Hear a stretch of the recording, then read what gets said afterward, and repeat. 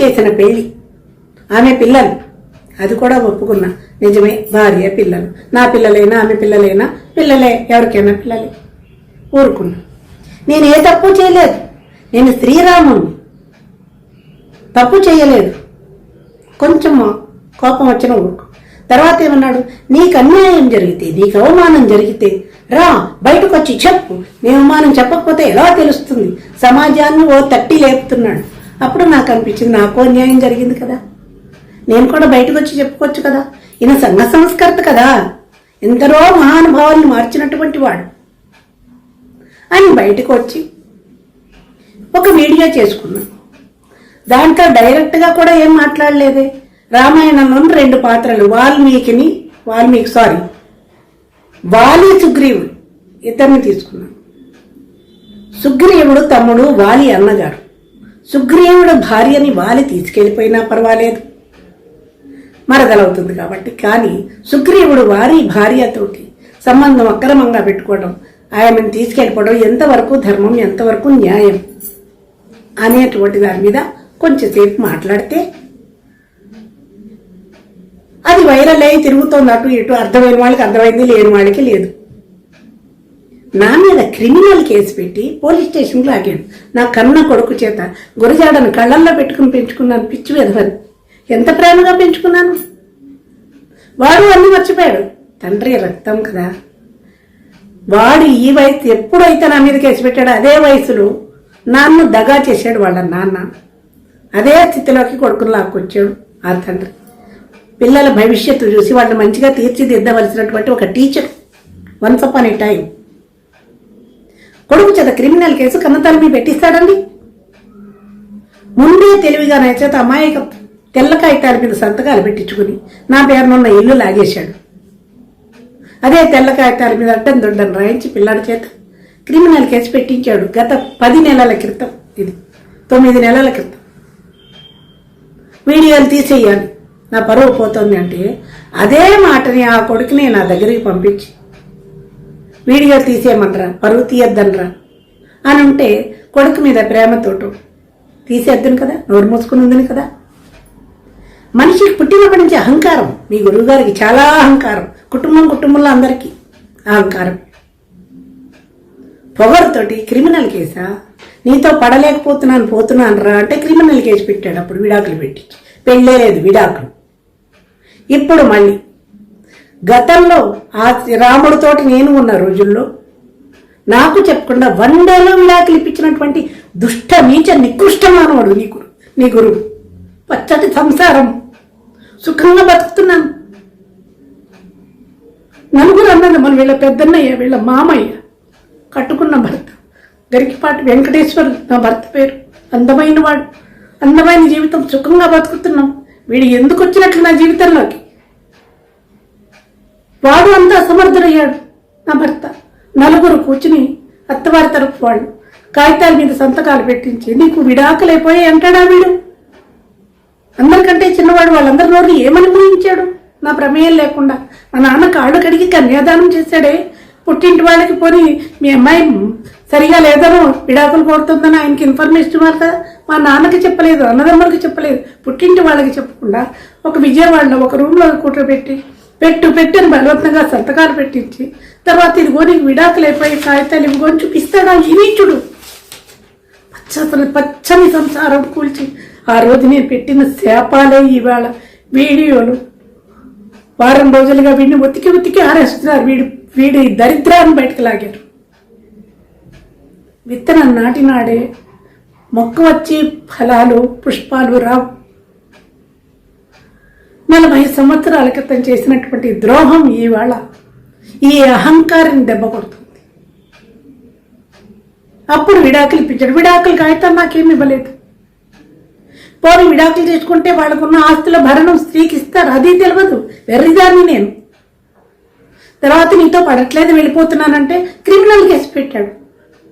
Lawyer దగ్గర 3 లక్షలు అడిగాను. 3 లక్షలు పెట్టి ఫోర్జరీ చేసి లాగేశాడు ఈ నీచ నికృష్ట నీ గురువు.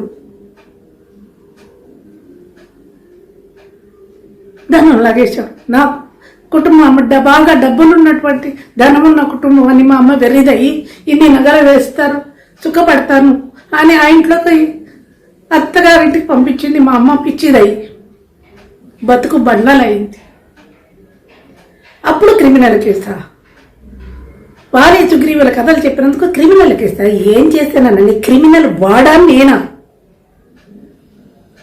కుటుంబంలోంచి దగా చేసి నన్ను ఎత్తుకొచ్చిన వాడు క్రిమినల్. నాకు తెలియకుండా నా ఆస్తి తెల్ల కాగితాల మీద సంతకాలు పెట్టించిన వాడు క్రిమినల్. ఒక్క రోజులో విడాకులు ఇప్పించిన నా బతుకును బండర చేసిన వాడు క్రిమినల్. ఇన్ని పెట్టి క్రిమినల్ కేసు నా కన్న కొడుకు చేత నా మీద పెట్టిస్తారా? 60 సంవత్సరాలు వచ్చి 25 సంవత్సరాలుగా నా కష్టంలో నేను బతుకుతున్నాను. ఎవరి జోలికి రాలేదు, ఎవరి ఎండ లేదు, పుట్టింటి అడ్డ లేదు, ఎవరి ఎండ లేదు. ఒక్కదాన్ని హైదరాబాద్లో రోడ్ల మీద పరిగెత్తించారు. వయసులో ఉన్న నన్ను ఎన్ని కష్టాలు పడ్డాను. భగవంతుడు అనేవాడు నా వెనకాల ఉండబట్టి ఇవాళ నేను మనిషిలా నిలబడ్డానికి.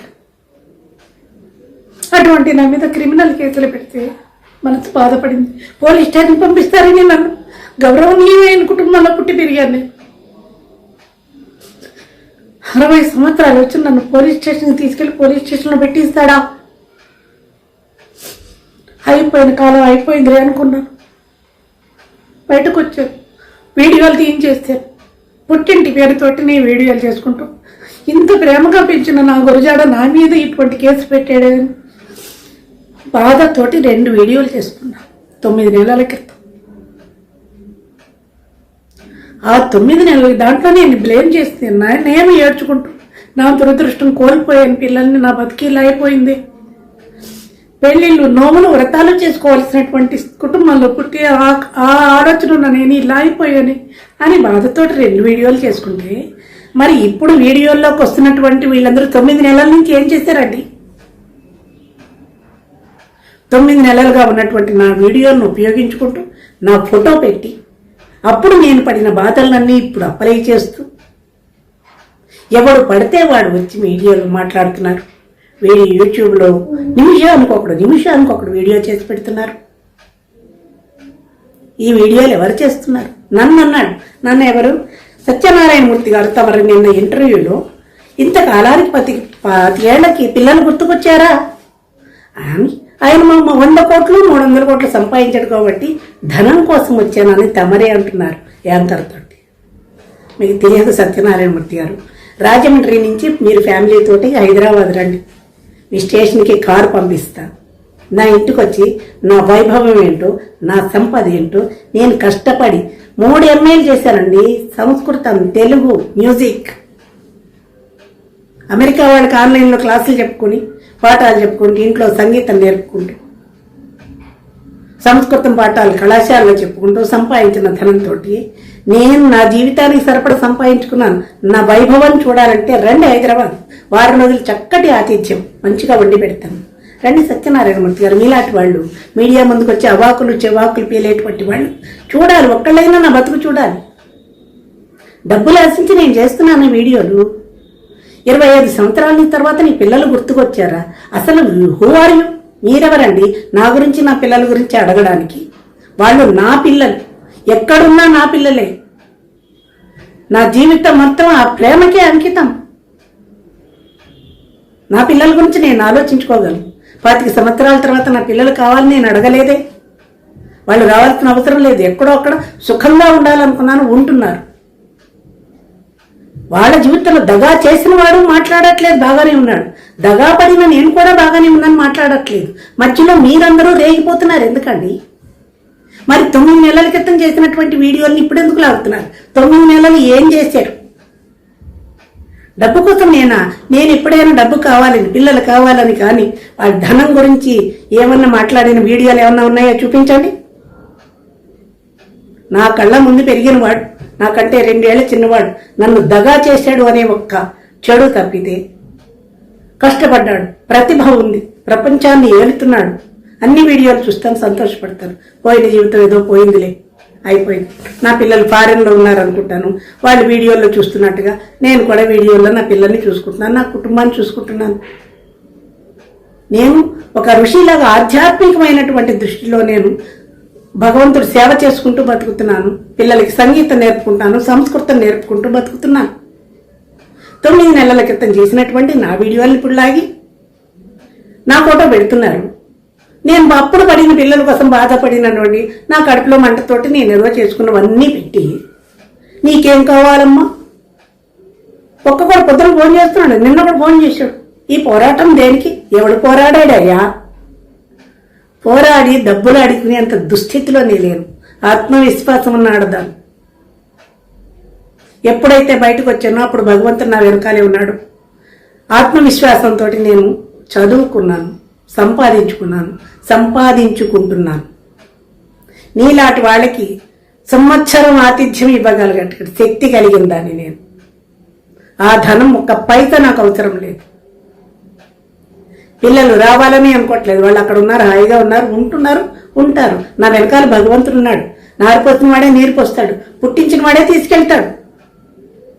వేల మంది శిష్యులు ఉన్నారు, వెల్ విషర్స్ ఉన్నారు. నీచంగా వీడియోలు చేయవలసిన అవసరం నాకు లేదు. ఈ వీడియోలు ఎవరు చేస్తున్నారో కనుక్కోమని మీ గురువు గారికి చెప్పు.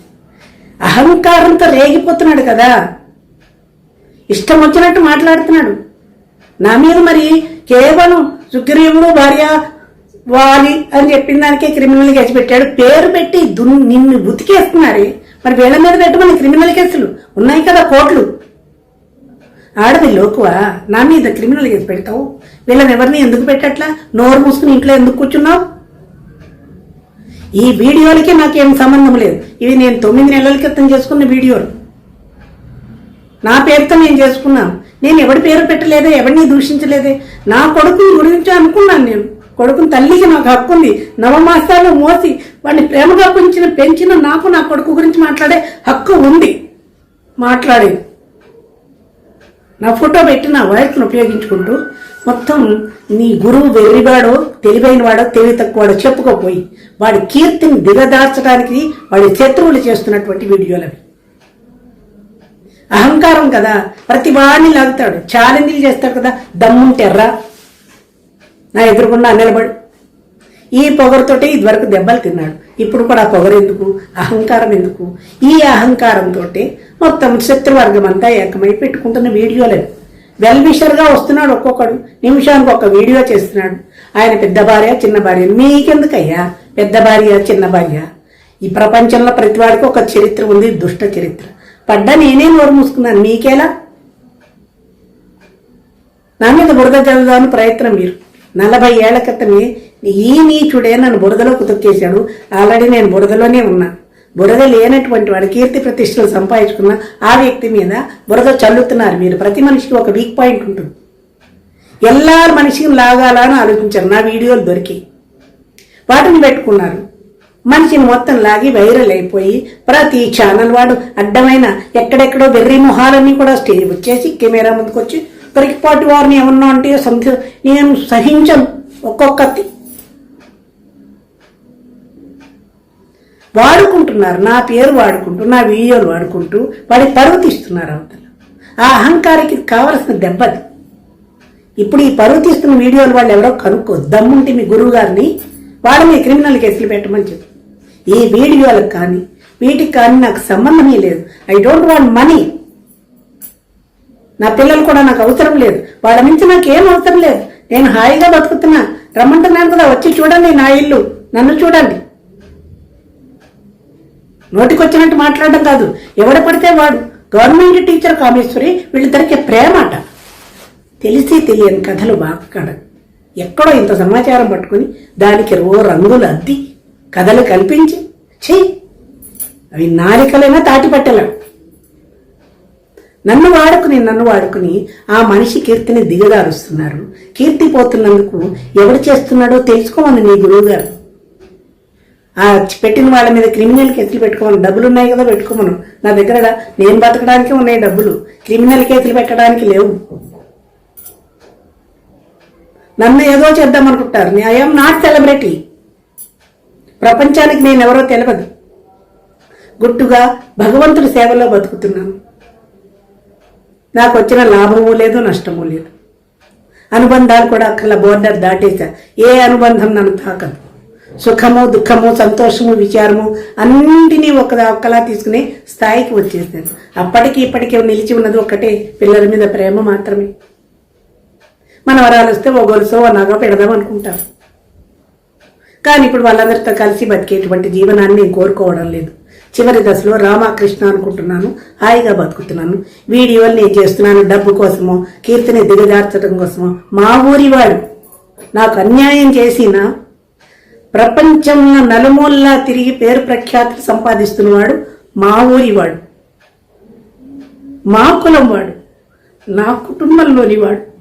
నాకు ద్రోహం చేసినా కానీ, అపకీర్తి పాలపాలని కానీ వాడి కీర్తికి బాధ ఇలా లాగేస్తున్నారని నాకు చాలా బాధ అవుతుంది. ఇంత కీర్తి ఎంత కష్టపడి సంపాదించుకున్నాడు, దాన్ని కోల్పోవడం లేదు. కారణం అహంకారం ఉంది, అహంకారం. తర్వాత నేను ఏడ్చిన శాపం కూడా తగులుతుందేమో.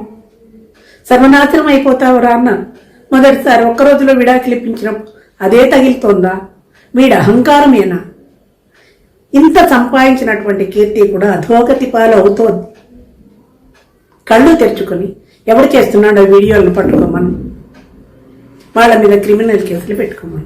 నారాయణ సూర్య సత్యనారాయణమూర్తి గారు ఆస్ట్రాలజీలలో మీరు పాపం డాక్టరేట్ చేసినట్లున్నారు, అవి చూసుకోండి. గురువు గారు వీడియోలు మీకెందుకండి? గురువు గారు అంటున్నారు, ఒక్కొక్కడు ఆయన బయటకు లాగేస్తున్నారు. చాలా గౌరవంగా మాట్లాడుతున్నారు, లోపాలన్నీ పట్టుకు లాగుతున్నారు. పెద్ద భార్య చిన్న భార్య పడ్డది నేనేం వదిలేస్తాను. మీరందరూ గిజగిజలాడుతున్నారు ఎందుకు? ఇంకా వీడియోలు చేయకండి. చేస్తున్నా నాకేం సంబంధం లేదు. ఎప్పుడన్నా కాలితే, ఒళ్ళు మండితే, బుద్ధి జ్ఞానం ఉంటే ఎవడు చేస్తున్నాడు ఈ వీడియోలు కనుక్కుంటాడు. ఆ నీచుడే వాళ్ళ మీద తిరగబడతాడు. నాకేలా, నేను హాయిగా ప్రశాంతంగా ఉన్నాను. లేనిపోని కథలు అల్లి ప్రతివాడు మీడియా ముందుకు రావడానికి ట్రై చేయండి, మీ వ్యూస్ కోసమని, మీరు అందరికీ కనపడడం కోసమని. ఒక టాపిక్ తీసుకుంటాడు, ఒక్కొక్కడు రేగిపోతున్నాడు కథలు. ఏం తెలుసునని కథలు మాట్లాడతారు. ఎదరవాడిని తిట్టే ముందు, ఇలా చూపించే ముందు వేళ్ళు మీ వైపు ఎన్నున్నాయి చూసుకో. ఎవడు కుటుంబంలో కూడా బాధలు వాడు పడతాడు. కుటుంబ వాళ్ళని మీకేలా? సంఘాన్ని సంస్కరిస్తున్నాడు, బాగుపడే మాటలు చెప్తున్నాడు, వినండి. కడుపు అంటే నేను పెడతాను, నాకు అన్యాయం చేశాడు కాబట్టి ఆ హక్కు కూడా నాకుంది. మీ అందరూ ఎంటర్ అయిపోయి పెద్ద నా వెల్ విషర్గా అనుకుంటున్నారా, లేదా ఆయన వెల్ విషర్సా? వారిని మీకేం సంబంధం? పిచ్చి పిచ్చి వీడియోలు చేయకండి, ఎవరి పర్సనల్లోకి వెళ్ళకండి. మీ బతుకులేవో మీరు చూసుకోండి. ఎవడు పడితే వాడి వీడియోలోకి రాకండి. నమస్కారం. Big TV digital exclusive breaking news